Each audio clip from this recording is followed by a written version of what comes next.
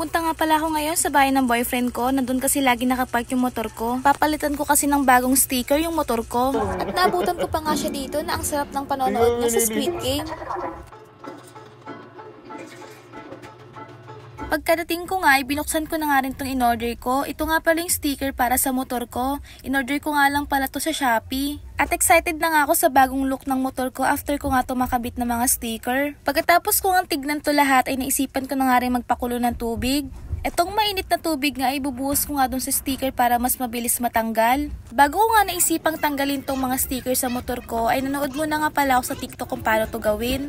Hindi nga pala to mahirap gawin basta nanonood ka nga ng tutorial. Hindi pa nga to lumang mga sticker ko kaso nga naboboringan nga ako tignan kaya papalitan ko na lang. At alam ko naman na mas lalong pupogi itong motor ko pag naiba naman yung sticker. Pagkatapos kong matanggal lahat ng sticker ay yung bagong